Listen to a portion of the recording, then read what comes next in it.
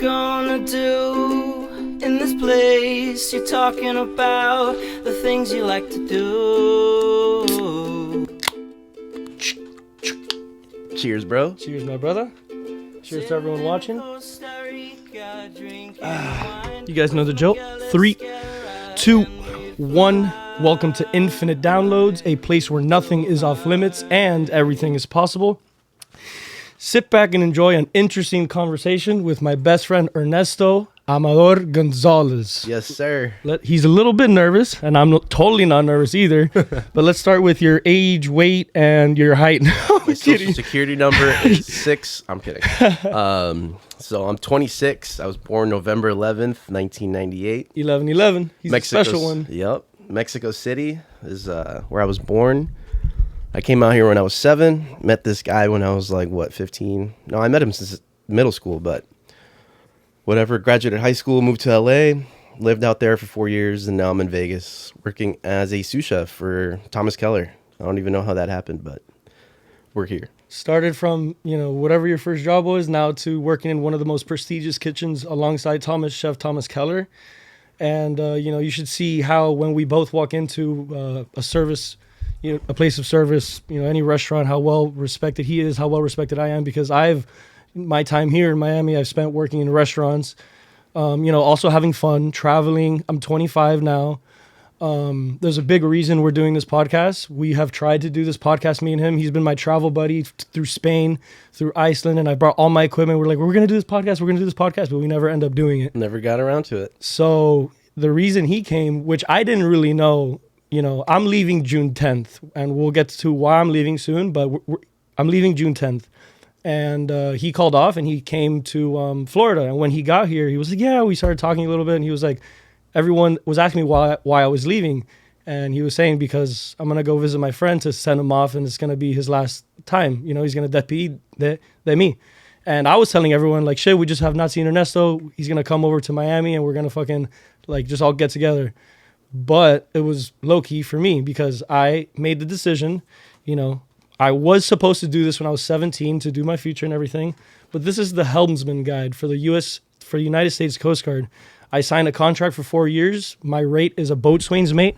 I'm going to go do a 4-year contract service for the United States military, and I'm going to be on a boat. I'm going to gain as much knowledge. I'm going to utilize the VA loan as much as possible and gain as many properties as I can. And, it's just, I'm 25, and it's finally my decision to go do this, and it's not easy. I don't want to leave all my friends, my family, my dog, but I'm going to freaking do it. Hell yeah, bro. And yeah. Tough decision, man. Tough decision. The greater the sacrifice, the greater the reward. I don't want to leave my dog. That's the biggest thing. I'm working at Los Felix, Michelin star restaurant, doing well. But anything I've ever done, I've done it really fucking good. And, if there's one person that has always told me the best advice ever, and every time he gives me good advice and I don't listen to it, it fucking bites me in the ass. And that's my dad. So now I'm like, I can listen to myself, this and that.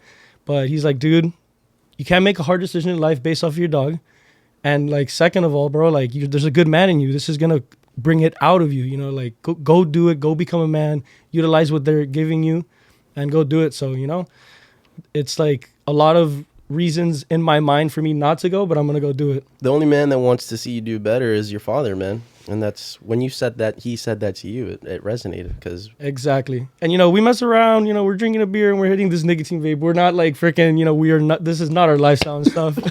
He's like, oh, here it goes. It's coming out of me. When he got here, we hang out with friends and stuff. We like to drink beer, but we're always safe, never drove, anything like that. We stayed over whenever we drank and we hit the nicotine pen. Obviously, this is garbage. As soon as he leaves, I have to get into, he's looking at it can I hit it? Can I hit it?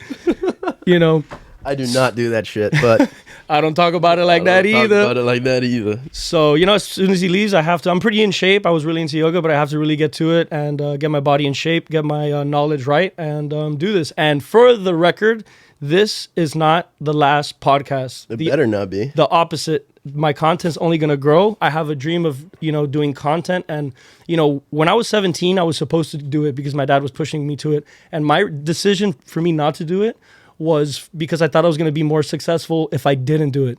Granted, I traveled the world. You could say I wasted a lot of time, but I bought 2 investment properties, 2 pieces of land that I paid off completely. So at least I did that. And I just thought I was going to be more successful outside of it. So now I'm realizing that, hey, you know what? I need that extra little push. I need that extra little thing. And I want to be successful, and I want to, get out of the same monotonous thing and like leave home and stuff like that. It takes a lot to do that, bro. Yeah. Seriously. But anyway, fucking, where have we traveled to, bro? Where was our first trip together? Well, we went to high school together. And at the beginning, I think, we were enemies. We tussled a little bit. I think he bumped into me and I was having a bad day. I was like, bro, watch where you're going or something like that. And Watch where the fuck you're going. I can't tell you how many times I said sorry to him. But hey, look at where we are together now. You know? Man. And sometimes friendships start like that and whatever. Look at where we are now. But man, we've traveled to Dry Tortugas a bunch of times. We've been to Spain. We went to Iceland. Half of the shit in this room is like art from Iceland. We've done so fucking much, man. You've traveled around everywhere. Yeah. Our first like official little trip where we like locked in, where we kind of became like it was our first experience traveling together. And it wasn't even like a travel experience that we did on our own, but it was the UCF trip and also the Busch Gardens trip. Oh, yeah. And that's where we connected. We knew we like fucking had a connection while we were traveling. And, sometimes you travel with people and it's just like, it just doesn't work out within the next 2 or 3 days. Yeah, we'll get a little like bitesy and stuff like that. But at the end, we'll just make jokes and fucking keep pushing through or whatever. But, he's definitely my first travel like option choice.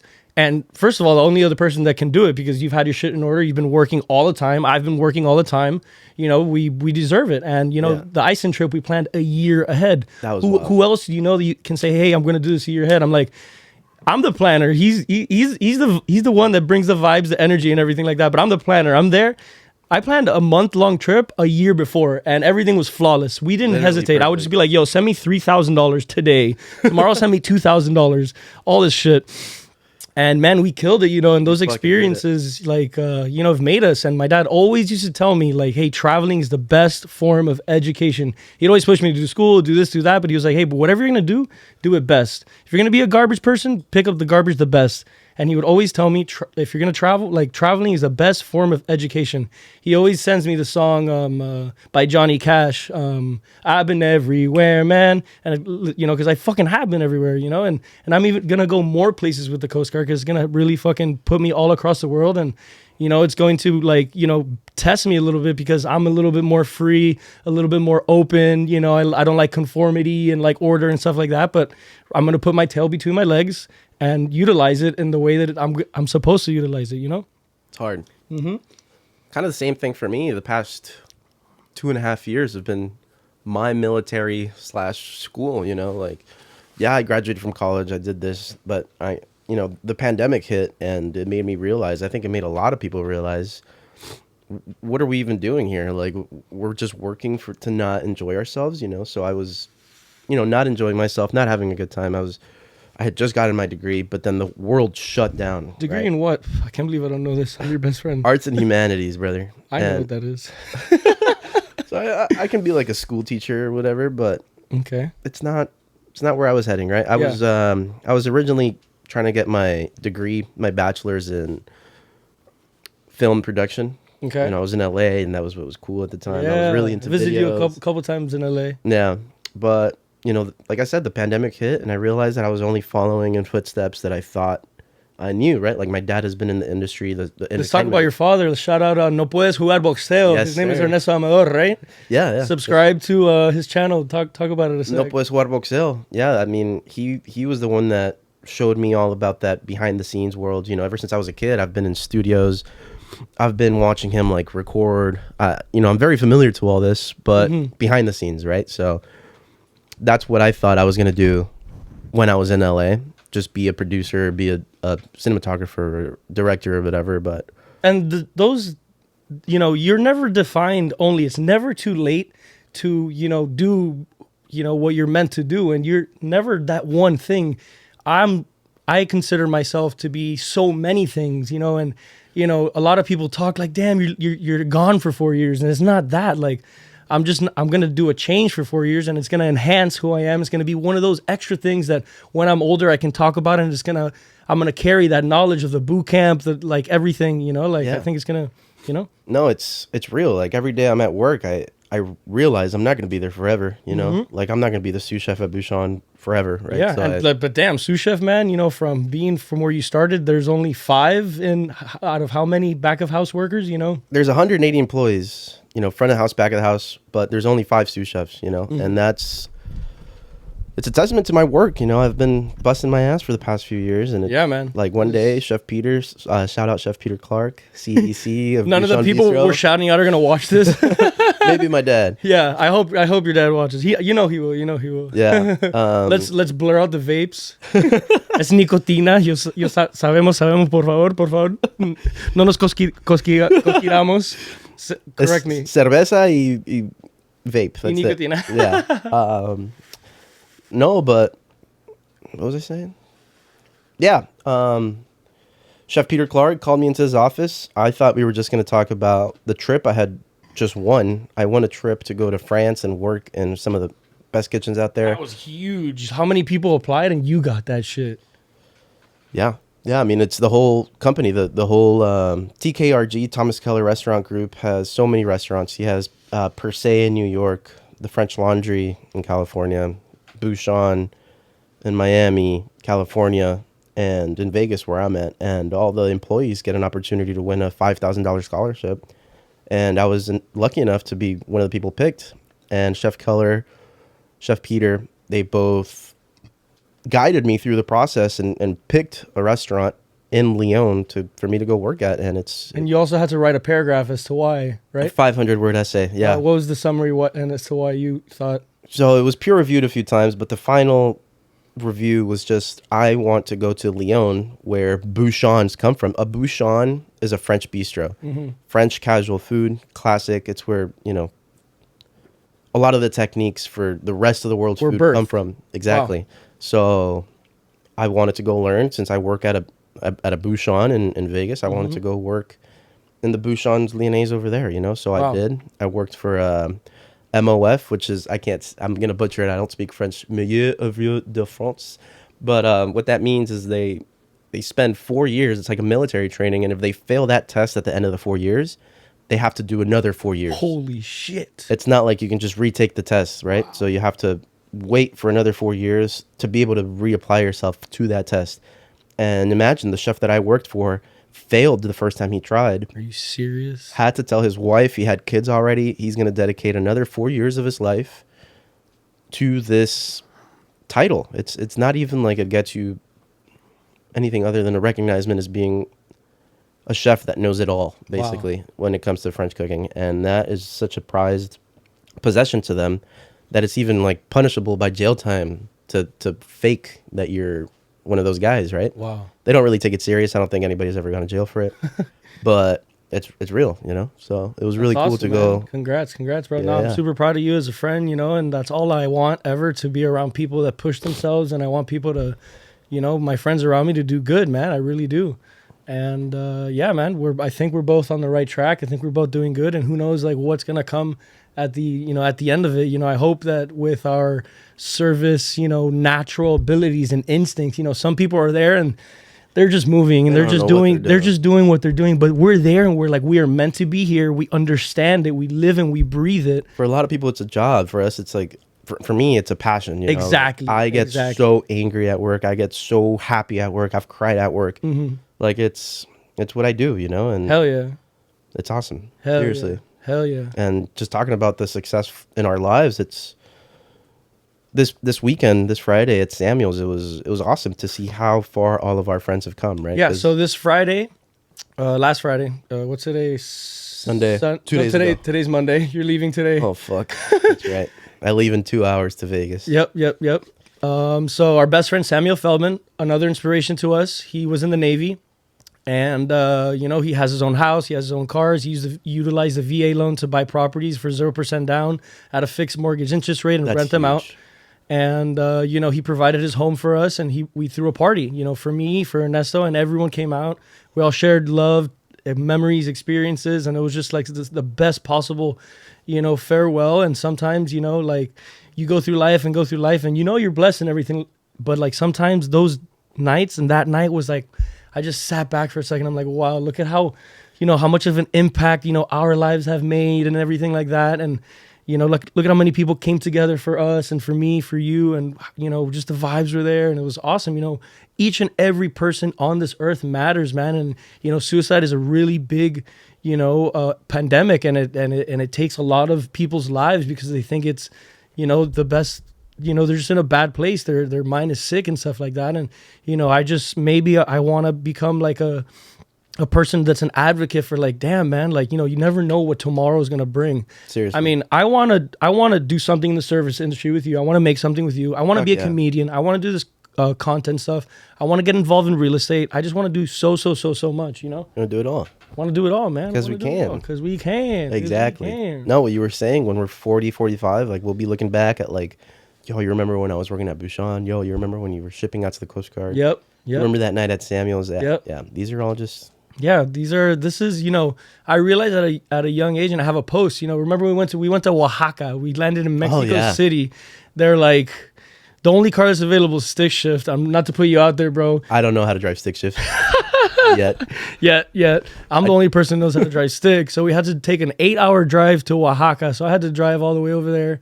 And I put a post, and we went for Dia de los Muertos in Oaxaca. It's like this a celebration of death, instead of, crying and everything. They party, they paint their faces and everything like that. And I hope I can like get into the editing and put like some pictures of our content that would be at the end. So please, if you're watching this right now, kind of stay towards the end and watch some reels of pictures and videos and just like a little montage of all the stuff that we've done together and stuff like that. And I realized, I'm like, I don't think life is about, sacrificing so much to get, money. I think it's more about gaining experiences. That's where I categorize how rich I am. How many of these experiences am I filling in this invisible backpack of life that you're going to be able to take with you? Because when you pass, none of this, you don't take anything. Nothing. That like the couple of last days, all of my friends that came in here, I'm like, hey, you see something that you like, take it with you. And the one that Ernesto is going to take is this one. Grab it a second. I don't know if you guys can see it. Grab it. So shout out to Amanda Cantin. She's an amazing artist that has, I've commissioned her for a bunch of pieces. And I never ask her, like I never tell her specifically what to do. I just say, surprise me. And she did this one. That's a beautiful piece of art. When I saw that, I was like, wow, is that me? Because it is me. Yeah, so that's our silhouette together. And it says Drifters Duo. And it just has like the sheep in the background, and like that Iceland trip was just so special. I don't even know how she did this, but this is beautiful. It's insane. We have to talk to her. I have to talk to her and see what she did there. But, I always love to support my artist friends and everything like that. And, that was the best one for you to fucking take. Seriously. And, I wanted the $1,000 Talking Terps toy. That's yeah, that's like a 3 out of 3 Talking Terps. Shout out to Talking Terps. It's one of my favorite, business that just makes little trinkets and shirts and art and everything like that, and the whole room is filled with it, and it just made me happy. And yeah, you can say I wasted a lot of money in it, but hey, look at it sitting right there. It's art. It's fucking, yeah. It's only been 18 minutes, bro. We gotta keep this shit going. There's so much, but hey, who else is behind this freaking camera right now with thousands of viewers watching, Millions. It's a little hard to get behind a camera and just let it roll, but I think we've been doing really well, Yeah. You were worried about yourself, but you've been doing amazing, man. And like you can, like, these are mainly meant for the person in this chair, it's about me too. But yeah, if you want to keep going, let's keep going. I'm not sweating right now. Fuck, man. What can we even talk about? Iceland? That experience was crazy, bro. So, what was it? September 1st what day did we land? I don't know, man. Fuck the dates, but all I know is that I hadn't seen Ernesto in a year, and I landed, and he only has his backpack on him, and we're just like having a good time, super excited and stuff. He's not letting the vibe die down. He's like, I gotta tell you something, bro. And he's like, bro, my bag got lost. And like, he didn't pack anything he needed in his backpack. It was just like, it was my carry-on. Yeah. I had thankfully I had fucking jackets in there. So that kept me covered up top. But I had to use his underwear and his pants and his socks for 5 days. All the pictures you see from the first few days, he's just in the same exact fucking shirt. I think someone was like, one of our friends was like, has Ernesto not changed or something like that? I'm like, you don't even want to know. And so we had this whole itinerary planned. We did is it the Ring Road or the Golden Circle? Yes, it's the Ring Road where you drive the whole entire country, not just the Ring Road. You drive the whole entire country. You rented a car, and you know, the airline is like, hey, we'll have the suitcase back here in 2 days or something like that. And we were both, I was just like, he was trying to push to stay. And I'm like, there's absolutely no way, bro. We can't do it. And by the grace of God, somehow, some way, he told them like in the middle of the trip where he was. And he got his freaking bag shipped to the smallest little town in Iceland. I think it was called Vik. I don't even know how that happened. And they put the freaking bag in this small little town, and we picked up his bag, and the freaking whole thing was saved. But Iceland was, you know, let's just start going through little details of everything. But man, you know, all of our trips, we choose to, you know, continue the night when we meet people, go to people's houses, have fun, continue the experience of traveling and meeting new people and stuff. And we barely get any sleep. That's when it all starts. Especially me, you know. So a lot of times we'd be driving. He would just like, shout out to you. He would be like, yo, I know I have to wake him up for this. I'd just be like, oh. He would just, bro, you have to look at this, bro. I just open my eyes to like an overwhelming fucking landscape. It's like Lord of the Rings, like waterfalls. I look to my right. It's like freaking the thousands feet of like depth. I'm like, Ernesto, please drive fucking safe. Nah, he's the one person who I trust driving. You know, we both got that. We both got that little swag when we drive. You know, we know how to drive. We know how to drive safe and everything like that. So yeah, Iceland, man. Iceland, Spain, Oaxaca. This one, shout out to this one. We were gonna plan to like do something, but you know, we were like, yo, you know what? Let's just do Miami. And we have had a nonstop journey, family, friends, eating at these amazing restaurants. And dude, look, poof, it's fucking Monday again. He landed last Monday in the morning, and now it's Monday. And when we plan one that's a month, it's like, yo, we have so much time, and it gets closer to that time where we're like, whoa, holy shit. Man. And, you know, thank God we do it to the most and we don't sleep, because imagine if we did sleep, how much worse would we feel when we leave? You know what I'm saying? Regretful. Yeah. Because all those nights that we didn't stay up, we remember the most. Exactly, man. Exactly. Super fucking blessed to, you know, I'm always thankful for the life that I've lived, and in the most humblest way possible. I hope to only inspire others to see that it is possible. You know, there isn't any magic here. There isn't anything behind the scenes. You know, my parents have never gifted me money. My parents have supported me with a roof, with food, with everything like that. But they always taught me a work ethic, and thank God for that, because that's why I've been able to benefit the fruits of my own labor. Seriously. You know, and it sucks. And, you know, a lot of times parents do their kids a disservice by not teaching them that, you know, that very important, lesson to like become a man early on, man. My dad used to have me building fences. I learned everything with tools, with this, learning everything, you know, to knowing back in the back of the brain that when he's gone, all of those things are going to stay here and live with me, you know. And yeah, we're only 23 minutes in. Let's leave the crying for the hour and 30 minutes in. But I went through a lot of back and forth about going to the Coast Guard. But man, you know, shout out to my friend Eric. You know, he's been my friend who's in there, and he's been guiding me and everything. And the craziest way this happened was that I work for Power Party. Shout out to Willie Torres, my second dad. He's been the best. He's awesome. I love him. He's taught me so much too. He's taught me how to, you know, be professional, taught me so many more lessons than just what it is to run an event company and do things professionally. But we were doing an event in Key West on a Sunday. And like right before that on a Friday, he hits me up. He's like, yo, bro, if you're ever interested, you should come out over here to the base and like come do a full work day. And I'm like, holy shit, what about this Monday? He's like, dude, perfect. So I did the event and I drove to his house and I spent the whole day on the Key West base, and I just talked to everyone, and it just like opened my eyes to all the opportunities, how much these people travel, how much like there's less than 1% of the United States citizen in the armed forces, in the service, you know. Ernesto just gets up and leaves. No. It's, you know, it's a fraternity that you should be proud to be in, you know, and a lot of people get really hooked up. And yeah, man, I'm excited to be on the other side of it. And, you know, my parents are really excited and proud, and I am too, you know, because at the end of the day, it's, they told me, hey, we're excited for you. We're not excited for us. This is for you. We're excited because you are going to reap these benefits, and even my grandparents that are getting older, Dexter's 14. This is, everyone's getting older and stuff like that. And, I'm just going to have to face the facts, all of the stuff like, damn, I'm going to get a call. Hey, your abuelo's getting old. He's not doing good. I might be on a boat. I'm going to have to come, for a viewing, for a funeral. Hey, Dexter's getting old. We might have to put him down. But this is the point where I have to become a man. And just like I've provided the best for Dexter, he would want the best for me, Yeah. So I know he can't talk. Low-key, we be talking all that, and I mean, I know he's giving me his blessing, and I'm sending him out to my sister's house where she has dogs and everything like that. We just came back from there. That was great. Lakeland. Yeah, was really fun. Lakeland. We could have been selfish, right, and stayed here in Miami and partied with the boys and stuff like that. But we took a 4-hour road trip to go visit my sister. Shout out to her. She bought a house and everything like that. We spent time with my little brother and the dogs, and that's where she's gonna be. Dexter's gonna have a good time there, man. Yeah. No, that's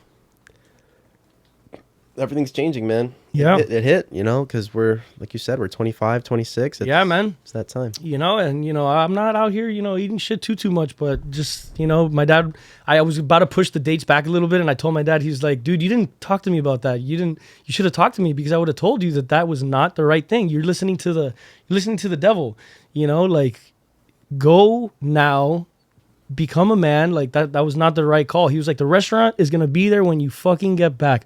All of this shit is gonna be there when you get back. Look, Samuel left when we were all like fucking starting our lives, and look, all of us are still here when he came back, and look at what he came back with. He is doing great, man. He's doing amazing. He's doing amazing. It set himself up, and you gotta sometimes fucking, get some discipline and everything like that. And I have my own forms of discipline with my yoga, with, this, that, with showing up to work on time, never being late, always, being on top of my responsibilities and everything like that. But, this one's a step above, and, like a lot of reasons I didn't want to do it is like, oh, that's a blender. Look at all the other people that do it. But in reality, man, I went to the MEPS, Medical Entrance Processing Station for the military, and you should have seen how many people got denied for so many reasons. Oh, you have to get 3 waivers for this. Oh, actually, you went to the hospital for a mental breakdown.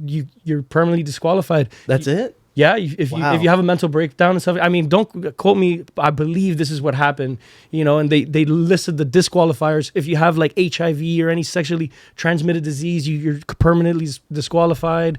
If you have the wrong tattoos, if you're obviously overweight, you can't go if you have any debt in collections, any repossessions. You have to have a clean collection record, all of that stuff. Those little things people don't realize, man, but it's a hard thing to get into, bro. I saw a podcast with Joe Rogan. He was like, it is way fucking easier to get into college than the military. Joe Rogan was like, what? Are you serious? And it's true, man. It's true. It's a hard route, but it's a noble one, And I'm going to be any person that I've talked to has been like, holy shit, congrats, bro. Like, this is going to be amazing for you, And thanks for all the support from everyone. It's helping me and everything like that. But ultimately, it's up to me to do this. And, I'm finally going to do it. I'm going to be prepared, Because not only do you have to be physically prepared, not only do you have to be mentally prepared, like it would be for college, you have to be physically prepared. Exactly. Which makes it so much harder. Eyesight, if you have really bad eyesight, you can't go in. If you have really bad hearing, you can't go in. There's a lot of stuff. They don't, they need you to be a top performer. They don't want, why do you think they give you free medical, dental, health, all that stuff? Because they need you to be in top tier performing position. Yeah. Yeah, you're... and I'm picking the branch that has the best work-life balance just based off of the one principle. All the other branches have like 500,000 people, 700,000 people, 400,000 people. The Coast Guard has like 30,000 active members. So you can, when you have an issue, you can talk to your superiors. It's a way more personable, smaller family. Right. And I really, really like their mission. It's maritime, water, safety, border, and laws, and, you can think of, oh, look at those fuckers grabbing the immigrants. My family came on a boat. My generation, my families came on a boat. Cubans came on a boat to build this and build, but they came for the right reasons. But they're like, we don't understand what politicians do. But dude, my friend tells me half of the times where you interdict these migrants on these boats, they're like going in circles. They don't know how to navigate. They're dying. We saved their lives, literally. And there's reasons why those things are in place, because if everything was open, who knows what you know, we don't know what happens, like if everything was just open, what the economy would be, what type of problems would happen, but they know. That's why they're in those positions, you know. And there's things that I'm probably not going to agree with, but you know, they're in place for a reason, and I'm going to be taken care of and everything like that.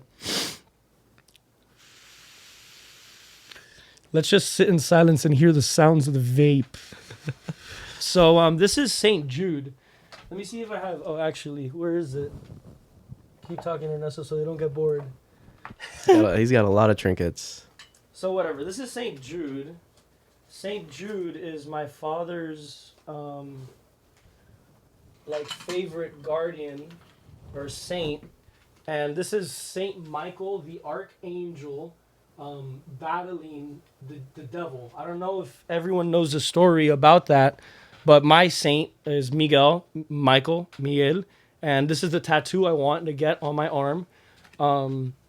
Just because, you know, I believe the devil's present, but I believe that God gives me the strength and the hope to, you know, fight, you know, the things that the devil provides. And the devil isn't the scary green, black, blue. No, the devil isn't the scary, you know, red guy who's like, no, it's those. The devil isn't a scary black guy.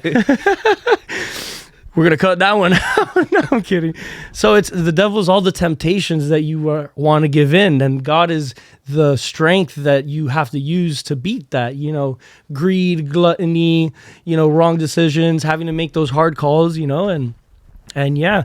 And I'm so serious. I'm going to keep repeating it, but you know, I'm packing all my stuff very soon, but I'm really not going to let my dream die. And it feels so good when someone asks me, hey, what do you do? Oh, I work in a restaurant. I also do a podcast. They're like, what? Are you serious? I'm like, yeah, look, like I don't have much, but it's something to do. You know, I love to create something. It's like real. Yeah. You know, and I was never growing up the person who was seen as an artist, but man, you know, I am an artist, bro. Like fucking, yeah, I'm an artist, man. I'm an artist in a bunch of different ways. I haven't found all of my mediums and everything like that, but this is one of my mediums, you know? And if I was better at like putting my content together, I'd have a full YouTube fucking, you know, channel portfolio. That, you know, yeah. But I just, you know, I didn't put it together. I didn't put too much energy into it. I chose to, you know, get lazy, do this, do that. And it is not easy. I mean, your father, you know, is very done. How long has he been at it? And like now, and he's still going. He has 300,000 subscribers. And, yeah. You know, he's doing amazing, you know, and I always see his stories. He has an amazing documentary on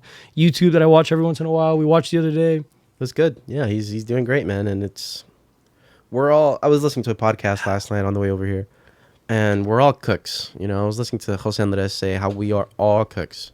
We all feed each other, and it doesn't have to be food. You know, we all feed each other our experiences, our knowledge. You know, we all feed each other our love, our care, right? We're all cooks. Yeah, man. So there's like shit, man. Food is like the basis of like all life. It's insane, man. Like he was saying how when his first daughter was born, and he saw her take her first breath, and the first thing she had to do after that was, you know, drink milk. Wow. And it was Nourished. that moment that he realized how important food is for every person. Like there's not a single person that does not eat, right? Every person on this planet consumes food, right? That's the only thing that we all do and we can all agree on. Yep. And it's so powerful. I know. And it's so cool how humans have, you know, taken it from the most basic necessity to like the coolest form of art now, where it's transcended just a plate of food on your table. It's come in with the ambiance that you set, your ethos to your restaurant. You know, shout out to Los Felix and their ethos and everything. I've worked in plenty of restaurants, and it's been my favorite one. Shout out to Chef Sebas. You know, Michelin star 4 years in a row. Sustainable green star, and that's the one that impressed Ernesto. And that is crazy to me. We went and we had a conversation with Sebas, you know, and what did you take away from it? So, you know, my time in France, the thing that impacted me the most was how much they respected their ingredients compared to myself coming from Vegas, right? Vegas, the land of sin. There's running water all day. Like, we're throwing out fucking $100 ribeyes that some guy just took one bite out of it, and we're just throwing it in the trash. And it's the best meat that you can get in the United States. Snake River Farms, American Wagyu, and these people are treating it like it's trash. And it just, that's one of my main issues right now, going through working in Vegas, it's the waste, the gluttony, the sin that is in that city. I don't like it, but I'm learning, right? I'm working for And the most recognized chef, or the most important American chef in history. If you guys go watch the new episode that they just did on him on Netflix, it made me cry, you know, because I was like, wow, very informative, very informative. I work for that If guy. you take away some, like, you know, write some notes, guys. Any recommendations we have, write it down, watch that. Read this book. It's called The Soul's Code in Search of Character and Calling. It's an amazing book. If you're lost, and it'll give you, a little bit of a reason as to keep going in life, because it basically states that we're all here for a reason. We all chose to come here, from where we came from. We were born, we came from somewhere. Heaven, however you want to do it. We came from somewhere, and it's not lightly why we're here, and we're all here meant for a reason. And look at all these things that you're saying, and this is all your resume. This is all the stuff that are going to be able to. You were blessed to experience all these things, and these are things that you're going to be able to fucking put forward to, and your one final project that's going to change. And or one day, we're still young, we're figuring everything out, but one day we're going to do something big and be like, wow, this was why we went through that. This was why we did that. Look at that. Look, it all is going to come down to this one thing, and yeah, the restaurant, anything hospitality we got to do together, content wise, and this podcast is way due time, and I'm so happy this will be obviously not the last one, but the last one for a little while I go through my time and everything like that. And as soon as I get stationed somewhere, I'm gonna have all my equipment, all my stuff, and I'm gonna keep going. I'm gonna meet people and everything like that. In about, what is it, 25 days, all your hair is gonna be shaved 22 off. days, June 10th, 22 days I leave. And 22 days I leave, and I'm going to be shipped out to Cape May, New Jersey for an 8-week boot camp. It is said to be one of the hardest ones, the Coast Guard boot camp. And it's just I'm going to, take it as an upgrade, instead of, I don't agree with this shit, I don't like it. No, man, I'm going to take on the battle like I've always done, and I'm going to take it, and I'm going to be the best I can be at it, and I'm not going to be weak. Anytime something comes up, I choose to beat it instead of shrivel out. And fucking so many times in life, I haven't had to face half of the things that anyone has had to face. But I used to have 2 cats. One of my dog, they escaped. One of my dogs killed the cat, and I came home and the cat was just dead in front of my front door. And I'm like, I was like, right then and there, I was like, damn, I have 2 choices right now: to break down and cry and be like, you're so selfish, how could you have let the cats go out and everything like that? Or be like, this was not, your choice, this was not it. Just keep moving forward, and just like when we do with, funerals and death, and people that we know are going to die, the people we love are going to die, we are going to die. And that's a thing a lot of people forget about, and they live a life that they don't even fucking like. And that's sad, so that's something that I don't let hinder me, but I keep very present. Like, hey man, it doesn't matter that much. Like, go up to that person that you think you like. Life is about connection. When you see someone you like, obviously be respectful and courteous. And if you have a vibe that they don't like, walk away. But you guys know me at public functions. I like to connect and talk to so many people, and I've made an impact on people. You hear Miguel, people are like, oh shit, I know that guy. Yeah. And this is meant to magnify my personality and share my existence, and like a physical diary.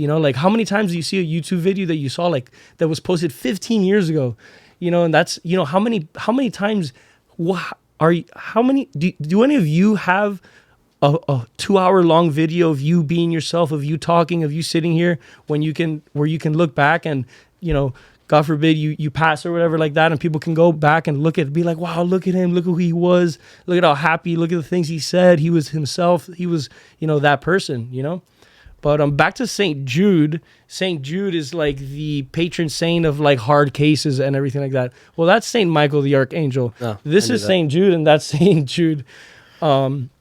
But my father's not a religious person, but his mother has asthma and stuff like that. And we got a call, and they were like, hey, is this the family of Magali Escarra? And they were like, yeah. And they were like, hey, get to the hospital now and say bye. She's on a ventilator. She's about to die. And He was like, the first time I ever prayed to St. Jude was then, and you never ask him for money ever. That's the one thing you never do. And I think I don't know exactly know the details or anything like that. Whatever. He prayed to St. Jude, and my grandma's still fucking alive and doing well. Wow. So he got a big tattoo of St. Jude on here, and I told him I was gonna get the tattoo of St. Michael the Archangel and the devil, and he was like, just make sure you put a St. Jude on you. So that's what I'm gonna do. I wanted to do it before I leave, but I don't want to get a tattoo and be in boot camp in the sun and stuff like that and it healing. You don't want to do that. So yeah, I love tattoos. I really do. I don't have any right here, any there. You can't tell, but when I'm fully successful and stuff, I'm gonna get one on my fucking forehead. No, I'm kidding. I'm kidding. But man, I really liked how the trajectory of this podcast has been going, bro, and I really, really like it. Usually they're like 2 hours and stuff like that, so let's just keep it pushing,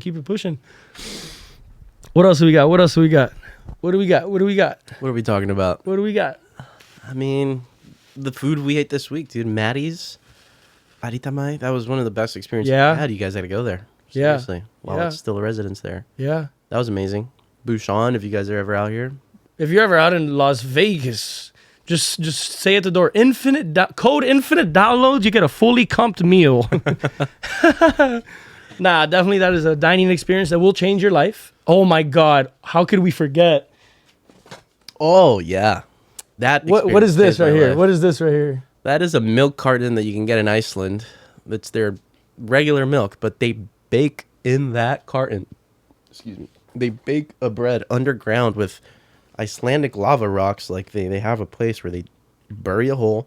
They stick this milk carton with a dough, like a type of dough in it. The dough is white when it goes in, but when it comes out, it's been cooking low and slow for so long. It comes out a deep, deep brown color, richly caramelized. They cut the container in half with a knife. And at the table. They open it for you. It's 2 containers of milk, and inside of it is like the most delicious bread you'll ever have. Yeah, and so this experience was a not cheap experience for a seated dinner, but it's a Michelin star, and it's an amazing little restaurant called Ox. I think the chef's name is Threinier or something like that. He has another Threin Freyer. There you go, bro. That's why here's chef right here. So we pulled it together and we went, and it's like this 10-seated restaurant. It's the most beautifulest, like, just you can't even describe it and everything like that. And we're sitting next to a bunch of richer, prissy people and stuff like that. And they kept gravitating towards the young humble bucks, like really trying to understand and enjoy it and stuff like that. And when the chef broke it up, I raised my hand. I'm like, is there any way that I can keep that as a souvenir? And he got so happy. He was like, that's what it's about. He was like, no one has ever asked for that. That's where it is. It's right here. All these things in this house have a memory to them. Like I can go one by one where that lighter came from, where this came from. I can tell you where this Aqua 4 came from. Where did this come from? From your pocket. No, who gave this to us? Oh my God, Charlotte. Yes. We met this amazing German girl in Valencia in a hostel, and we spent a whole day with her, and she gave you one, and she gave me one, right? Yeah, because she felt bad. We wouldn't let her pay for anything, of course. We were just hanging out. Of course, we're very courteous and everything like that. I don't know if that's a custom out there, but she was like, no, why are you guys paying for me? Like, stop. And then at one point, she just walks away from us, comes out from this little store, and she's like, here you go. Gives us both a little lighter. Yeah. I still have it. Yeah, and this is, there's so many of these that we can't, start pouring them all out off the top of our head because it's hard because we've gone through so many. But man, we've really lived our lives, and I hate to say it and shit, but if I died right now, just everyone know, bro, I really did that shit. I listened to that voice. It was like, dude, you're gonna die one day, man. Do it. Go on that trip. Go do that.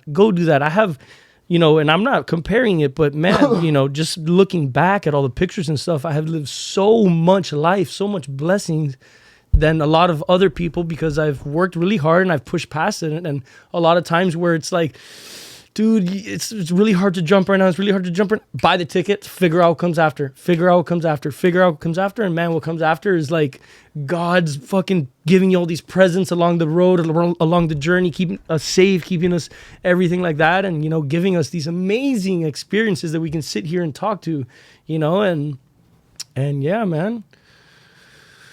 We're privileged, dude. Super blessed, super privileged, and man, I'm happy. You know, we because this whole week was like filled with no sleep, and we just wanted to sleep today, and we were like, dude, this was the there's day. a reason we didn't do the podcast in Spain. There's a reason we didn't do it in LA and Las Vegas, and there's a reason we're doing it right now, because now is like the one where I'm not gonna see you for a real minute and everything like that. I got 30 days off a year. I'm gonna be stationed in beautiful places. Everyone can come visit me. I'm not a I'm not a prisoner that's not going to have a phone, you know? Right. Like, all my friends are in the Coast Guard. You should see their freaking stories. You should see where they go. You should see the things they do, how much better of a quality of life they have because they get taken care of, you know?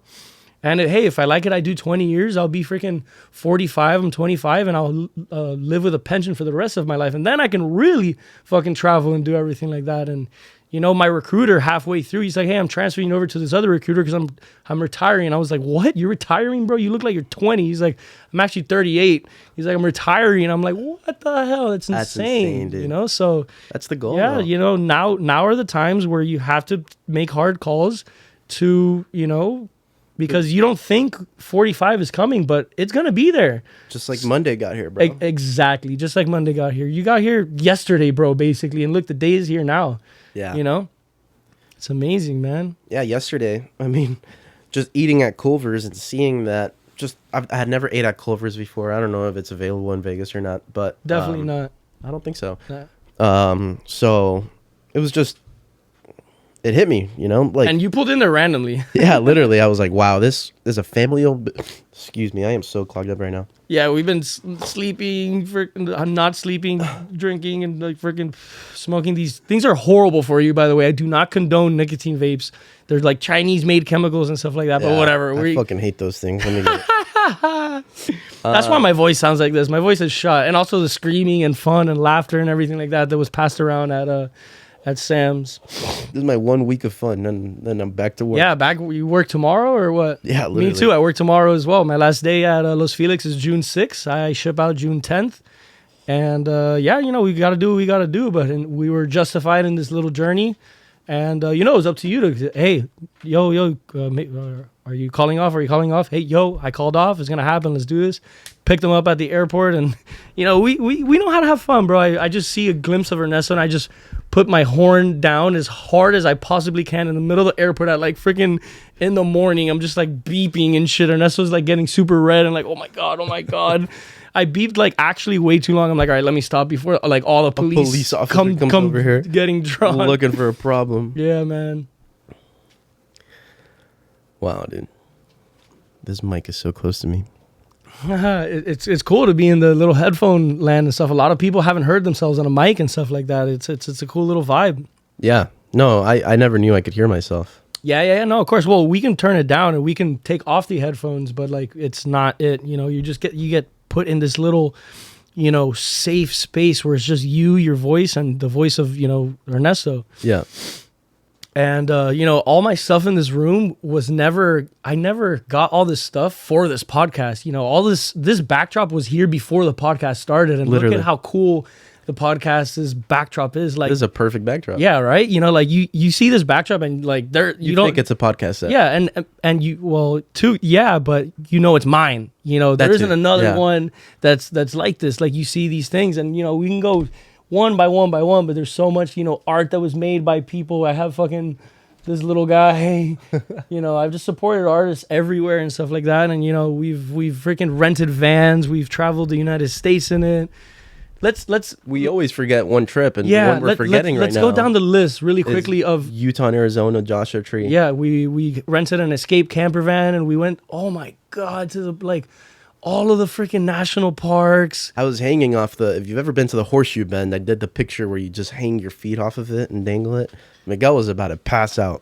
I don't exactly know a lot of my fears, but I'll swear to God, I'll tell you one of my fears where my legs just Tremble. start shaking if I'm too close to the fucking edge of something. Even though I'm like harnessed in and stuff, I am afraid of hikes. I didn't go on a moto.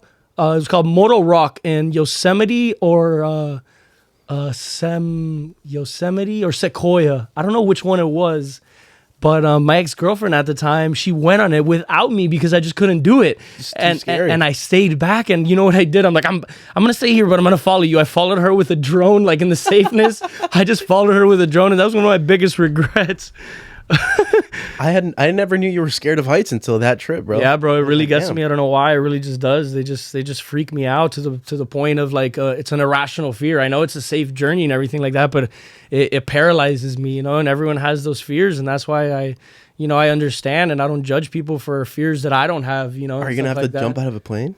You're gonna learn how to skydive, huh? Oh yeah, there's a lot of opportunities that I can do and stuff like that, you know. Like there's so much stuff. I'm just gonna be mainly on water and coastal cities, you know, going through missions.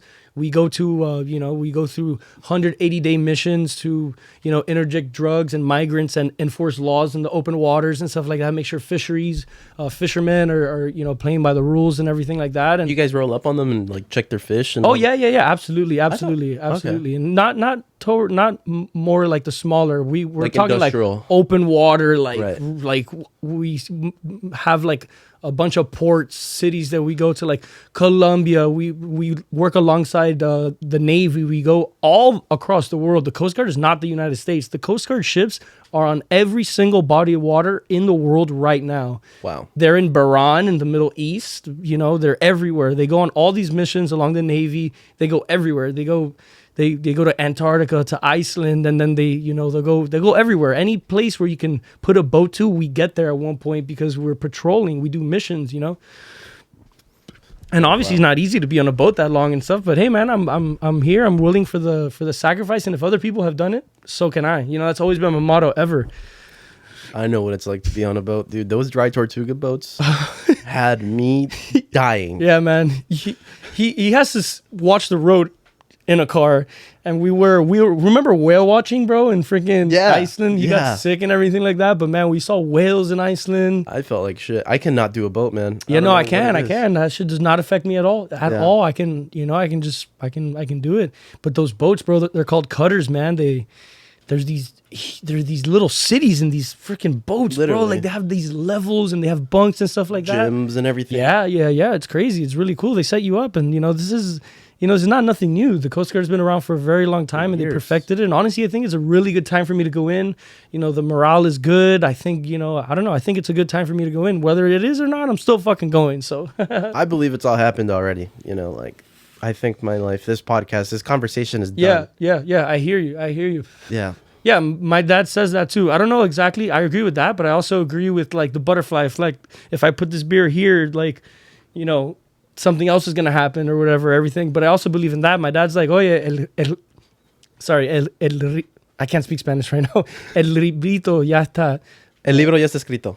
Solamente está flipando la página. You know what I'm saying? And, you know, so... The book's already written. You're just flipping through the pages. You're just flipping through the pages, man. You got to keep going with it. And, you know, I've always... Thank God, you know, I don't have evil, hate, negativity in my heart. The only thing I like to do is bring people together and help friends who are in need, help people just on the street, you know, like I don't know, it's just in me. And it's not me trying to, you know, fucking, you know, like gain recognition because I'm being nice or anything like that. It's just who I am. Yeah. Thank God, you know. And the people that know who you are understand it. Like your sister was telling me, like, you're a good friend, Ernesto, just because you were sleeping as I was driving. And she was like, I was like, no, I know who he is. Right? Yeah, like we've been there for each other. He would have done it for me. Exactly. We are there for each other when we need each other. And that's what real friends are, you know. We've beat all the trials and tribulations of moving away from each other, of whatever's little stupid fights, whatever. And look at where we are now, you know. And this will be, if it hasn't fizzled out already, this will be for till the end of it, you know, till we die, you know, like we'll always be here for each other. You guys will be at the marriage, you know, all of our marriages. I'm gonna marry Aspen. I'm just kidding. I'm gonna put that one out. Aspen, please watch this. Just bleep the name. Yeah, you know, because man, there's a lot of sad, really bad people out there, man, and you know they're in jail and stuff, murderers and stuff, and it's so scary and sad. And you know, a lot of people are like, God, if you made this, why do you allow that and stuff like that? And I still haven't understood that, and I still don't, you know, get it yet, you know. But hey, bro, life's about the good and the bad. You know, it's just what it is. If we didn't have the bad, then what the fuck would the good be? Exactly. You know, and I've had such a fun-free life that it's already losing its taste. The parties are losing their taste. The fun is losing their taste. I want to sacrifice so it can all taste better again. You know what I'm saying? 100%. It's growth right now, man. Yeah, man. You're gonna come out of it literally a different person. Of course. Same you. Same me. I'm never gonna, you know, hey, don't put that in your pocket, bro. My fidget spinner. You know, I'll never, you can freaking, push me to my last edge, but I'll still come out. You know, if there's one thing that you can't change too is my hair, bro. When I decide to freaking grow out my hair grows out curly, long, and fucking beautiful. I can't even walk around there. People are like, "Oh my God, is that your real hair?" I'm like, "Yes." And I don't even put products in it. I just put water, and it's just how my natural hair is, you know. And that was another thing I didn't want to do. I'm like, "Oh, they make you cut your hair, but what? Am I gonna fucking, You've shaved your head before. Exactly. Am I gonna stunt my freaking life because I don't want to sacrifice and fucking stay in the same stuck, life for not cutting my hair? No, man. Got to do it, and I really hope that it inspires other of our friends around us that are little stuck, the same jobs and everything, to not just join the Coast Guard, but just do something. You got to do something. Now is the time. Now is the time. We're 25, and if we don't want to keep at the same trajectory, we got to make some calls that are gonna benefit our future.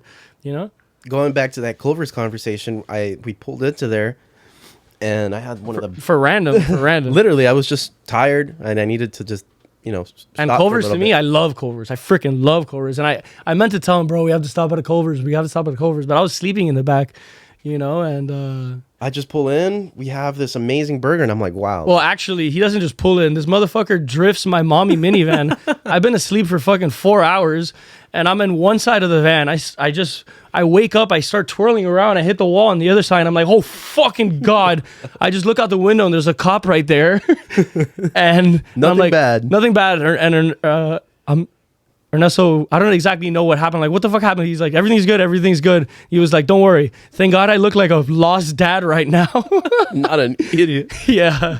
Because I'm just not used to driving big cars. So I was turning it like it was I have a Lamborghini, but I also have a mommy minivan, a Dodge Grand Caravan. This is my favorite car in the world, where all the seats go down and you can just lay out of bed and just sleep, So that's the car that we've been driving around. So I was going like 80, and then I was going like, it's one of those roads in Miami where you're going like towards the Everglades. It's 2 lanes, and then it turns into like 4, and you're in a city, and now you have to go 45 miles per hour. Like right away. Yeah, so I was going to turn. You're already used to going 80. Yeah, I was going into this. I saw the Walmart. I was like, I need to stop. So I was going like 40 as I was starting to make the turn, and I had to brake really hard. Yeah, because that's where you're a good driver. You know how to make the call to make the brake. Exactly. It wasn't anything bad, but yeah, no. It was fine. It's just it startled me. And we pull into this Culver's, and it just made me realize how you can start something like that with your family. It's a family-owned business since 1984. And I don't know if I want to go the Michelin star route, but I'm learning from Michelin star chefs. I'm working at the best places right now to be able to retire early. Hell yeah, that's man. the goal, right? Hell like yeah. Start a Culver's, start something. Hell yeah. And then just sell it. Sell it off, and yeah. Nah, I believe in you, bro. I want to be a part of it if you allow me to. I think both of us will, give our both inputs and everything like that. We're not fucking dumbasses in any regard. We travel smart. We connect with people. People, a lot of times we forget, but people are like, yo, you guys are fucking awesome. You guys are so great. Like, we're going to miss you guys. We connect with so many people. It's amazing. Yeah. So yeah, man, fucking blessed to be who I am. And, yeah, man, you gotta find your self-love, and through the bullshit of, all your insecurities and all that stuff, and give yourself credit for the stuff you do. And, it doesn't happen overnight and all that stuff. And you just, bro, life is about keeping going. Waking up every day and just do it. Waking up. You wake up at freaking 4 a.m. to get to fucking Bouchon. That's insane. Not a lot of people are willing to do that. You know what I'm saying? Yeah.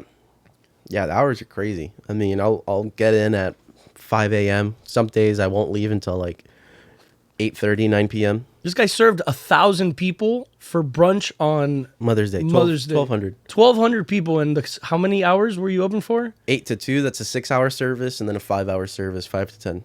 But the 5 to 10 didn't include the 1,200, no? Yeah. Oh, because we did 850 and then like 400. There you go. How like dude, like people that hear that that are in the service industry, like it's like whoa, you know, at a small restaurant you're like looking at 100 coverage, you're like, yo guys, get ready for a busy fucking shift.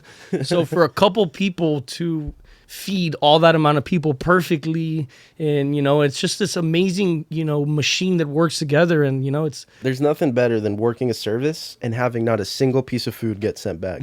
Especially after serving 1,000 people. Nobody found a problem. So much room for error, so much room for error, but that's why they train you in the way that they do. That's why you go through those things. And that's why the military fucking makes you go through a boot camp to break you down. The French brigade system was actually formed after the military system, so that's how it works. You know, it's like the French. I think it was I'm not trying to butcher it, but he reinvented the way that the kitchen worked.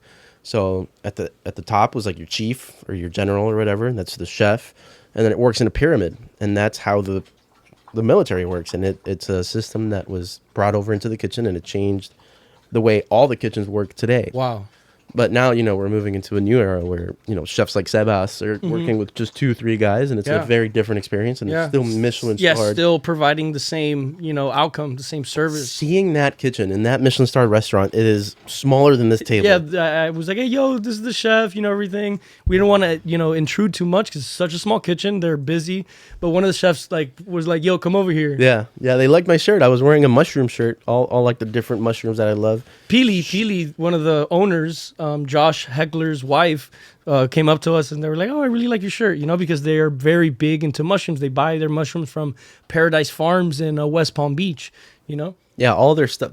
Back to that sustainability story and the conversation we had with Chef Sebas, his whole restaurant, you know exactly where everything comes from. Every single thing. It's all traceable. Even what blew my mind, even the wines that they serve, they know the names of the family, the cheeses, the corn, they know exactly where it comes from, and they have a personal relationship with the purveyors, right? And that's something that's so important when you're making food. You know, you want to know what you're serving, right? Like, so that's something that I learned a lot from Chef Keller, and then seeing a sustainability star, I'm like, wow, that's crazy, because you have to know where your food comes from. It's your, of course, you know, and look at how cool everything is, bro. I always end up in like the right spots and stuff like that. You know, it'll take a couple spots that you don't really like, you don't fit in and stuff like that to get to that. Yeah. You know, that place where you are home, you are you know, welcomed and everything like that. Your true capabilities come to fruition, where like, because it's where you were meant to be. You know, I got in there and like, man, I just been performing so well. Like, you know, they really love and respect me. They, you know, everyone's like, oh my God, I'm gonna miss you and stuff like that. And I'm like, guys, you know, I know I want to stay here forever and stuff, but it's just not, you know, it's not sustainable for me. I'm thinking about my future. I just can't work in a restaurant forever. You know, that's just it. And I really believe that this call is gonna hop me out of that, and you know, give me these little catalysts that are gonna, you know, build my wealth, you know, generationally, hopefully, and it's gonna really set me up from these last little hard calls that I have to make, and boom, I'm off. You know, it's not gonna be a fun, you know, little journey and ride, and we're all like, oh, it's the best, it's all this stuff. That's 8 weeks of fucking boot camp of the worst. Other people have done it, but I'm gonna do it, and I'm going in there knowing that, you know, I know your point. Your point is to break me the fuck down. And they will utilize your little tiny things where you say something and you think that it's going to, and they're going to use it against you. But That's at their the job. end, but at the end, you graduate with confidence, with respect, as a bigger, better person. You know, so yeah, I leave June 10th. I'm definitely going to put my address where people can send me letters and stuff like that. I'd love to see any support, any letters, and anyone wants to send me, you know. I'm going to be freaking sleeping with a bunch of guys, showering naked with a bunch of men. I'm like, please send me a letter, someone. I need to, you know, but it's just 8 weeks. And after that, I'll be shipped to a station where I'm going to on-the-job training to be a boatswain's mate. And within 6 months, I'll be going to the actual A school to graduate for my boatswain's mates. And then after that will be my next station. So those first 8 weeks boot camp, you can only do letters. Yeah, no phones at all. No phones That's at all. beautiful. Nothing. You know, it says everything here. They're like, hey, you know, get off social media for a while. You know, go to bed at a certain time. Do this. Like, just prepare yourself. Don't go in there. You know, and you know, I'm far off to where I want to be. But in the 22 days, I know if I lock in, I can prepare myself a little bit better. And I know I know there's so many people that go in there so less prepared and they make it. I know I'm gonna make it, and this is my plan A, B, and C, bro. This is it. This is it for me. You know, like too many people are counting on me, and there's the biggest person that's counting on me is myself. Yeah. Yeah. You know? The only reason you're doing it is for yourself. For myself, of course. Yeah. Cheers to that, brother. Cheers, bro. Sip into the mic and let them hear the gurgle. You into ASMR? Not really, but I know you are. You No, I don't like it at all, actually. play like these weird ass little sounds to go to sleep and shit. I fucking love it. I hate that shit. We can get into ASMR right now. Nah, bro, let's get Dexter over here, bro. Wait, let's see. Dexter, come here. Nah, he's sleeping. He's good. He's figuring out. He's like, nah, there's no food there. I'm chilling. Dexter's my fucking best friend. Most of you that are watching this definitely know who Dexter is. He's my boy, and that was the one thing that I was really like gonna let me not go. I'm like, fuck this. Like, it's like, you know, he's 13, and the reality of it is like the most he'll live to is 18. You know, he's super good for his age, but you know, he's been there for me his whole life, and I'm like, damn, I'm leaving him, but it's not like that, you know. And you have to live your life, man. Yeah, man. No matter what. Exactly.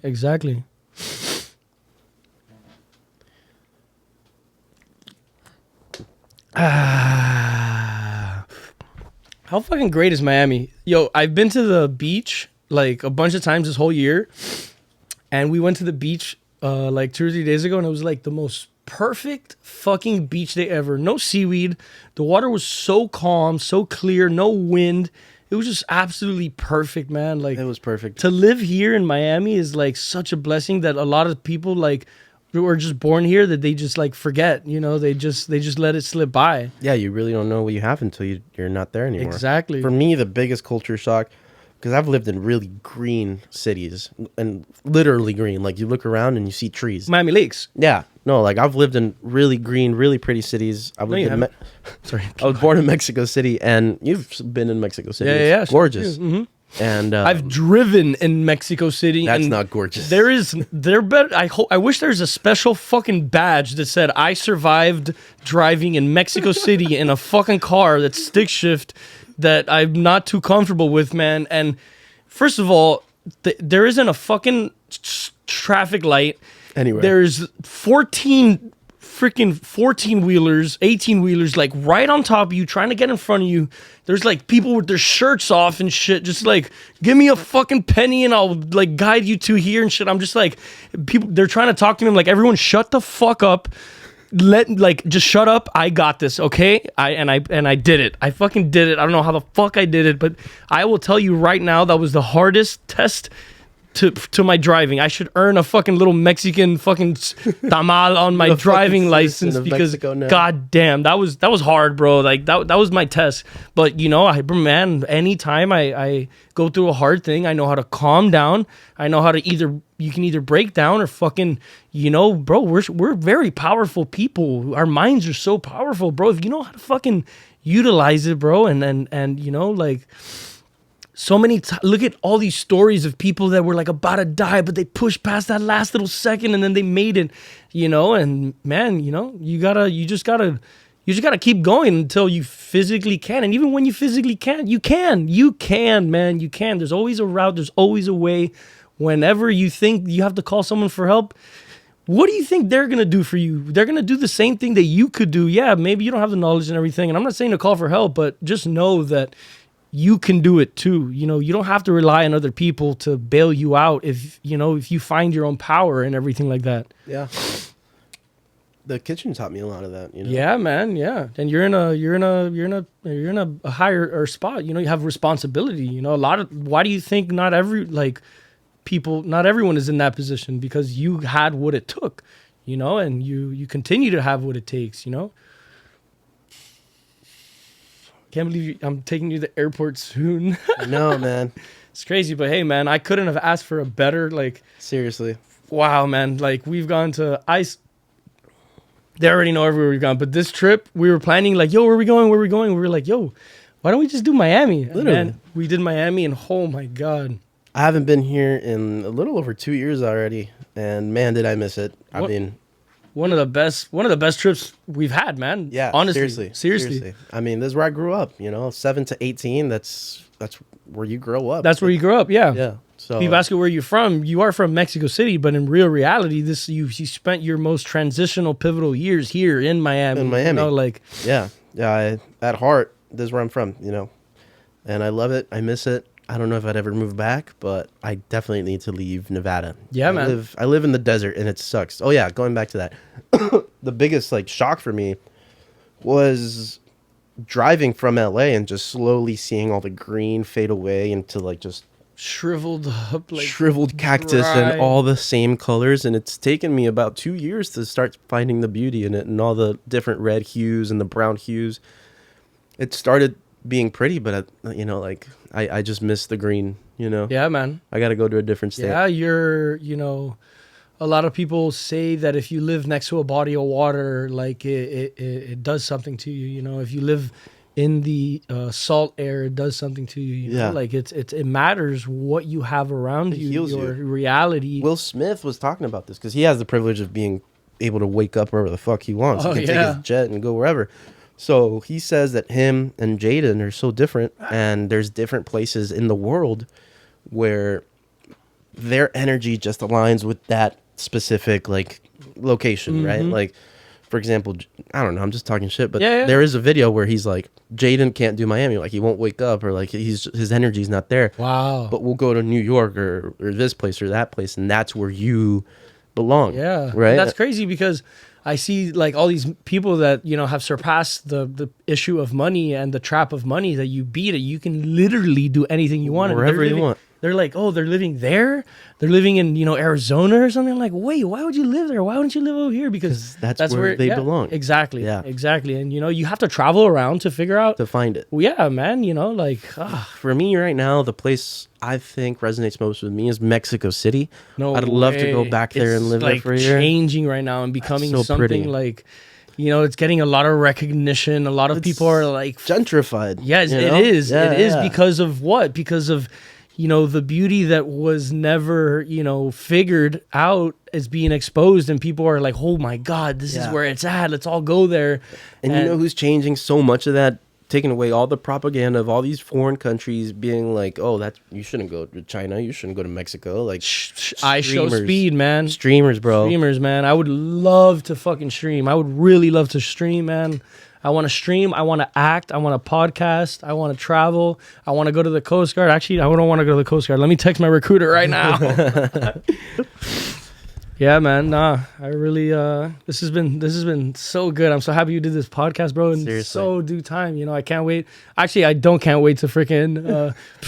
When you're behind a mic, I forget to speak proper freaking English. Can't wait. Maybe it's the 2 beers that I've had, but you just get nervous. You just get tied up a little bit or whatever. But I went to school and everything like that. And shout out to all my teachers and stuff. I was very well educated and everything like that. I passed high school, guys. Don't. You came out the other day talking to Victor about bro, Victor, you're so smart. I mean, I'm smart. I read books. And everyone started dying. For real. I'm like, I meant to say a lot more things, but I'm like, Victor, dude, you are so smart. You read books. And before I can say anything else, everyone just starts dying. And so does he. He's like, yeah, because he's just so smart. He's so smart, past the point where a lot of us understand his humor and his references. And at some points, I just have to be like, wait, what did you mean by that? And he tells me and it fucking clicks. I'm like, dude, I'm so happy I asked you. I'm such a dumbass. He'll bring up a picture of the random actor he's referencing that you look like, and you look at the picture. And it makes so much sense. He's such in his element. He really knows what he's talking about, bro. Shout out to Victor, man. Director, screenwriter, producer, savant in all sorts of instruments, man. He knows his shit, man, and so blessed to, have all the people that I started life with, still be in my circle. Half of those people at Samuel's house, I grew up with them, bro. We've known each other for 20 years. Literally. Sometimes some people more than fucking 20 years. It's insane. It is wild. That was a great celebration, man. That was awesome. That was really beautiful, bro. Really tame and nice and everything. And the host fell asleep. And what did we do? We fucking put on our, we didn't get overly, intoxicated or anything like that. What did we do? We freaking mopped the house. We cleaned everything. We threw everything in the trash. It was better than when we got there. Exactly, and that's why I got 5 stars on Airbnbs. Everyone's like, Miguel's a great guest. We'd love to have him more. I take my Airbnb reviews seriously, because even my little home, I keep it very tidy and clean, whatever. Don't pan around. No, I'm kidding. Everything's fine. Everything's good, clean, and everything has its home. And yeah, man, I just like to have everything in order and have it clean and everything like that. How you doing, bro? You still have fucking 95% of your beer there? I barely drink. For real. He only drinks to make me proud, to make me happy. He's like, fine, I'm gonna drink him. He's like, I'm gonna pretend a beer. Half of the time I turn around, he's like pouring it out. The only times I have been really drunk, or honestly have been with you, bro, because it's fun. It's worth it. God damn it, guys! I know everyone thought I was a good friend, but there you go. I'm the worst friend ever. Nah. This motherfucker has a vape in his hand and a beer in his hand. I have a vape in my pocket. No, seriously, dude. Every time we go out together, it's because you push me to the next. Yeah, level, a lot right? of times, we're traveling. We're like we get to the hotel that we paid for.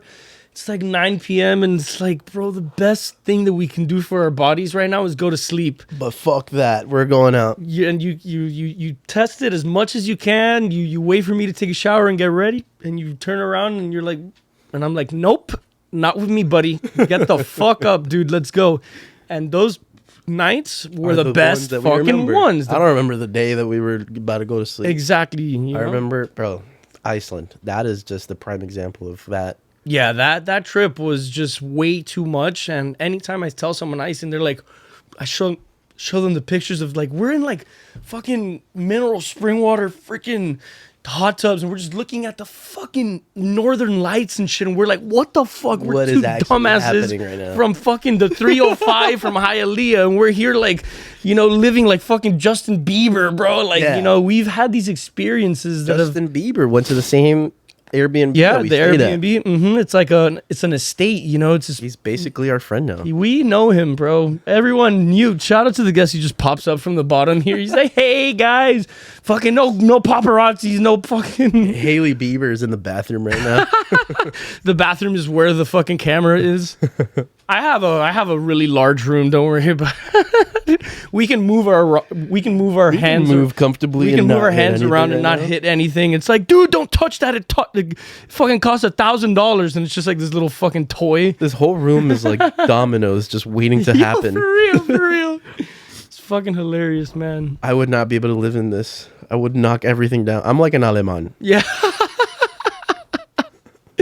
Alaman be, a little hectic and chaotic, but bro, shout out to Alaman, bro. Seriously. Love that guy, love that man. He's taking over this spot when I leave.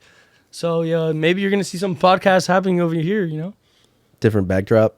It's just gonna be Jack sitting on this table. Yeah. No, I'm changing everything. I'm packing up everything. I'm putting it into boxes. I'm gonna take it to my grandma's house because she has an empty room. What are you doing with all the stickers?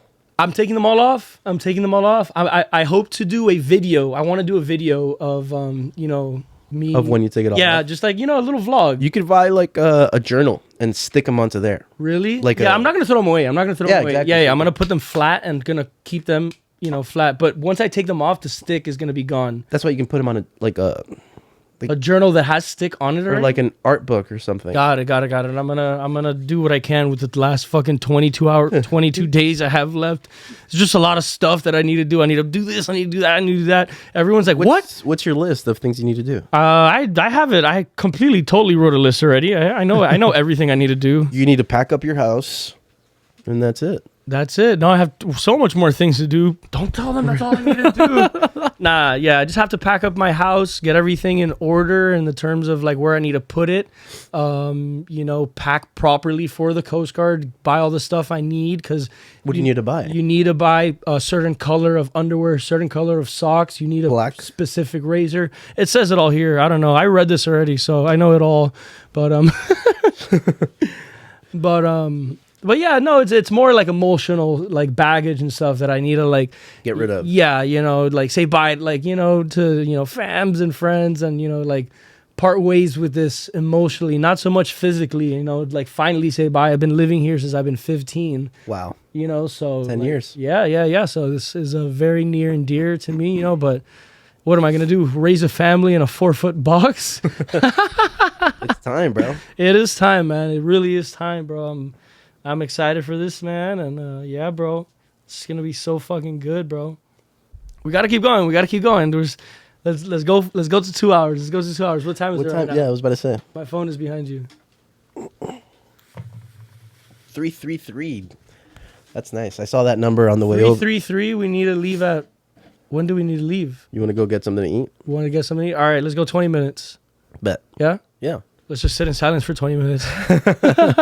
Fuck, I never like to plan them. I know I can write notes and stuff like that, but You could have just a rundown, just yeah, topics just little you want to hit. little points and stuff like that. But whatever. I just kind of like to have a flow and stuff like that because I'm the last person to freaking plan oh, I'm gonna go up to this person and say hi, my name is Mio. I just walk up to them and like fuck this. I'm just gonna and then what comes out and that's. Bro, I would make so many people laugh at that party. I noticed that I'm a comedian. Yeah, I am a fucking comedian, but I'm just so bad at writing jokes and making a whole set. That's the hardest part. It's hard, man. It's really hard. I know I have the natural comedic, gift, but the technical part is what I have issues with. Riffing is different than actually writing a set. I just gotta go up there and just start fucking around. But it's just that's even harder than this. You know what it is to go up on stage and just be you have to go through all the freaking fails, all the fucking bombing to get to a lot of the most famous comedians. They purposely choose to go to the worst comedy clubs ever to perform their material so they can bomb, so they can see other people bomb and they can get reminded of from that. how they started. They started fucking sucking. But Dave Chappelle goes to open mics all the time. Exactly. Didn't you see Dave Chappelle randomly? Oh my god. This was crazy, man. I fucking go to LA to visit my friends and I'm with Brandon Aleman, Michael Marty, and I fucking forget who else, bro. Oh, Michael Marty's wife. And we're all in the car, and I think we leave. Back when me and Aleman were not talking. For real, they went to a tussle. So whatever, I'm in the car, we leave dinner, and I'm like, yo, we should go to a comedy club. And then our friend, Alexi, who lived there, he was like, yo, you should come to this little bar, I'm here. And everyone was half and half. I'm like, fuck it, let's flip a coin. And we're outside of the comedy store or whatever. And we flipped a coin and it landed on going into the comedy store. Fuck yeah. We parked, we go into the comedy store, we see this one guy's set, and the host comes up and he's like, all right, everyone, seriously, this is a very special opportunity. The only thing this comedian asks is you put your phone away, turn it off, and there's no pictures allowed. We would hate to take this experience away from you, but please respect this one wish. This fucking guy took a picture immediately. I took a picture towards the end. But bro, I'm sitting there and he's like, all right, everyone welcome Dave Chappelle. And this is a room with 20 people in here. That's insane, dude. He just walks right by me. I'm like, yo, he fucking claps me up. And dude, he did a 2-hour set. He was just smoking cigarettes and he gave the most funniest set ever of his life. And man, I fucking saw Dave Chappelle. That's it was wild. fucking crazy. And he went there because the owner of that club had passed away.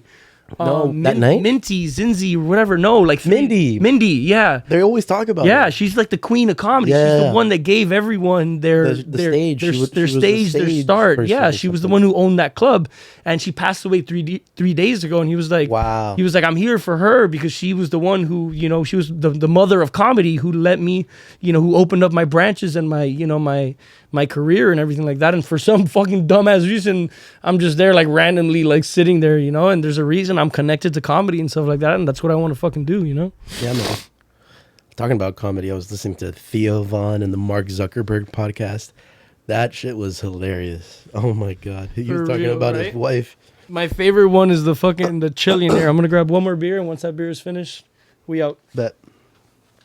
Yeah, but he was talking about his wife. And Look at my shirt. he was talking with Mark, and he was like, so you're a billionaire. He said it quick, and then Mark was laughing and shit, and then they were talking about his wife, and then there was a moment of silence, and Theo Von is like, she's a chillionaire, and that was the point in the podcast where I laughed so fucking much. I'm like, I saw Theo Von live, bro, and I literally could not stop laughing. His comedy resonates with me so fucking much. It's insane. You know which one still fucks with me? I saw, Marcelo Hernandez, the guy that's on SNL now, Hispanic. Oh dude. yeah, the Mexican. No, he's Cuban. Super Cuban. Like, he reps Miami like crazy. You know who I'm talking about?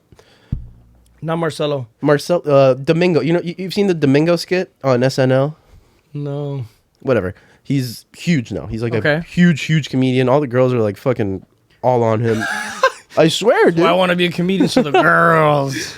Nah, like, but I saw him with my brother like 6 years ago, almost like 4 or 5 years ago. And he took me to a comedy club out here in Miami. And he was the opener for some other like Cuban comedian. And I was like, yo, this guy is really funny.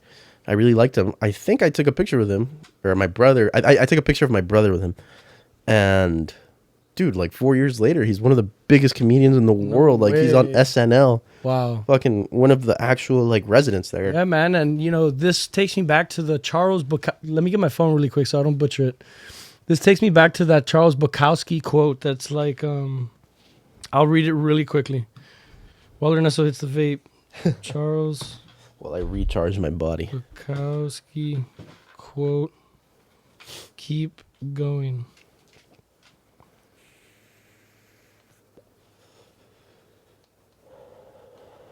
All right, here it is. If you're going to try, go all the way. Otherwise, don't even start. This could mean losing girlfriends, wives, relatives, and maybe even your mind. It could mean not eating for 3 or 4 days. It could mean freezing on a park bench. It could mean jail. It could mean derision. It could mean mockery, isolation. Isolation is the gift. All the others are a test of your endurance, of how much you really want to do it. And you'll do it despite rejection and the worst odds. And it will be better than anything else you can imagine. If you're going to try, go all the way. There is no other feeling like that. You will be alone with the gods, and the nights will flame the fire. You will ride life straight to perfect laughter. Damn it, I can't see the last fucking thing. It is the good fight. It is the only good fight there is. Charles Bukowski, factotum. Wow. Factotum. Yeah, bro, that's the code that like Isolation fucking is the biggest gift. Yeah, man. I am isolated as fuck right now. Yeah, bro. man. Yeah, so am I, bro. I'm gonna be on a boat around people that I don't know, you know, for a long time, you know? But for the past, 10 years, you haven't been, Exactly why it's gonna taste so much better when I Come back. come back, and It's going to taste amazing, bro. Exactly, bro. It's going to taste like that tiradito at Maddie's. Oh, my God. It's gonna taste like a Michelin star restaurant. Please go to Maddie's Itamai and have the firefly Hey, squid. shout out to the planner over here, bro. Yeah. He had like 1 or 2 things, but I'm like, here, yo, these are the places we're gonna go to, and every place we went to hit it out the fucking park. Bro, my brother and I tried that fucking... Because it was a bar. We were all sitting. It was 5 of us. My brother and I on the end... Miguel in the middle, and then Matt and Brandon at the end. So when you're sitting at a bar like that, you're only really having a conversation with the person right next to you. Yeah, there's like 2 people to my left, 2 people to my right, and I'm just like, what'd you say? And they're just like, didn't hear me. I'm like, what'd you say? And I'm like, all right, I'm just gonna eat my thing right now. So fucking me and my brother just grab a little spoon of this firefly squid tiradito. I think he shed a tear. Wow. Like, fucking dude, he Yeah, was like we cried when we went to Oaks. Yeah. No, he thought that Dr. Limon, no disrespect, but he's worked in restaurants in Miami Lakes, and we opened his perspective, dude. He was like, bro, I thought Dr. Limon was good. Nah, this nah, is yeah. next level. Yeah. Yeah. And when I went to Shingo, he just earned another Michelin star, 8th generation sushi chef, omakase experience. Nando Chang. I went there by myself. I don't know like why. I was just like, fuck this. Like, I think I probably tried to get people to come. People to come, like, fuck this.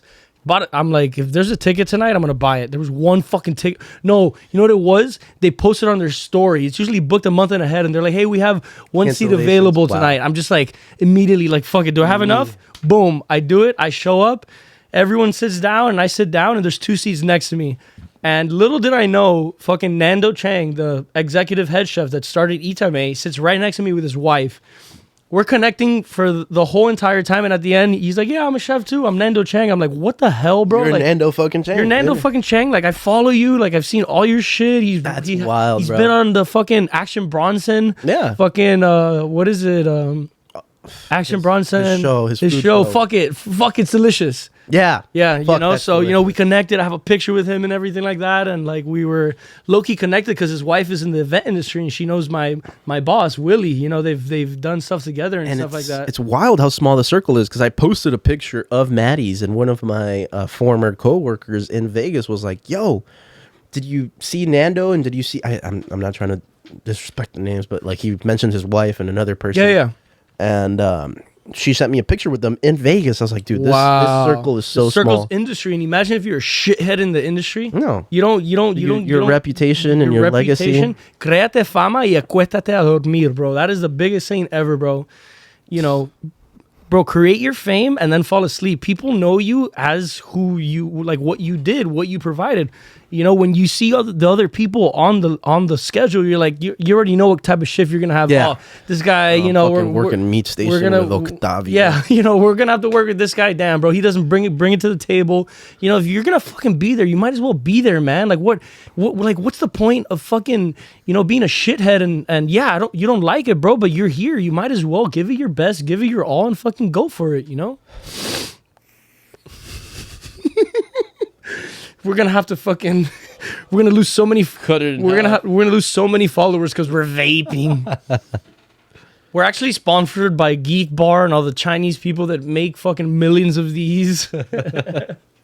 Nah, man. You know, a lot of things can happen with this podcast and stuff, and you know, it seems like some little stupid kid thing and everything like that. But you know, everything starts from a seed, and you have to plant that seed. If you don't plant the seed, you don't even know if the fucking tree is going to grow. And if the tree starts to grow, you can't not feed it. You have to give it fertilizer. You have to give it water. You have to give it proper sunlight. You have to nurture it, you know? And you just first have to plant the seed. And you know how hard it is to, what if the seed is fucking 4 hours away? You have to fucking drive out there. You need to fucking go give it fertilizer, you know, bro? It's not an easy fucking thing. But, you know, man, why do you think content creators now are blowing up and retiring with a couple fucking videos? They're making more money, more money than doctors and lawyers and stuff. So that's why people are fucking pursuing it. It's a noble, it's like the next thing that you can do, man. It's insane, you know? It's crazy how, I mean, it's still, we don't know what the effects or the repercussions of it are, or even the benefits of it were, the pandemic, bro. We had never seen anything like that. The whole world shut down. That was weird, bro. That was fucking weird, man. That was crazy. I mean, people were dying. It was real. Yeah, no, 100%. It was real, and people were... We'll disagree on that, and I'm a fucking hippie, fucking flat earth. No, I'm kidding. Keep going.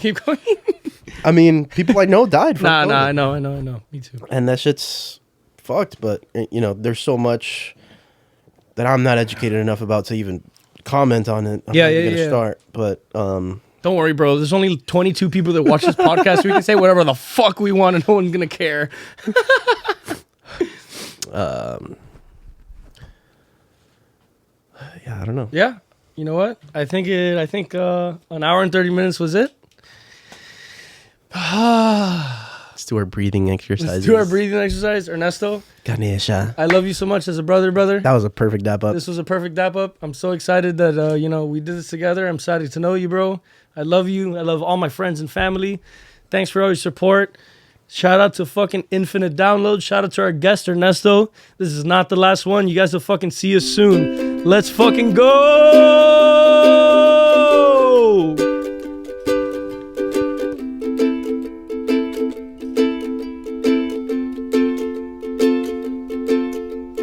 What are we gonna do in this place? You're talking about the things you like to do.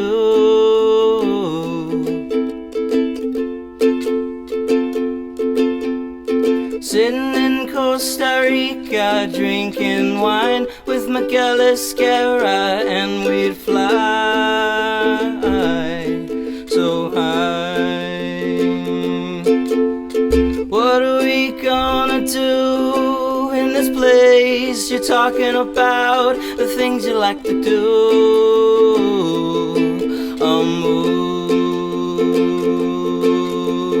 Thank you for all the things you've given me in my life that now I can finally see. So free. Oh, mama.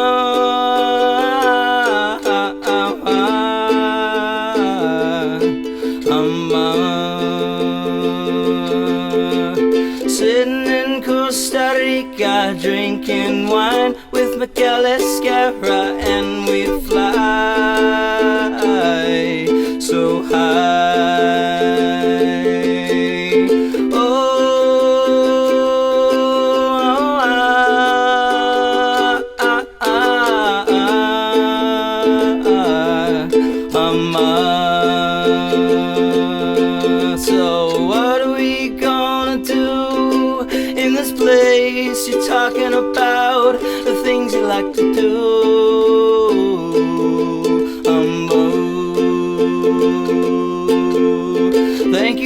all the things you've given me in my life that now I can finally see.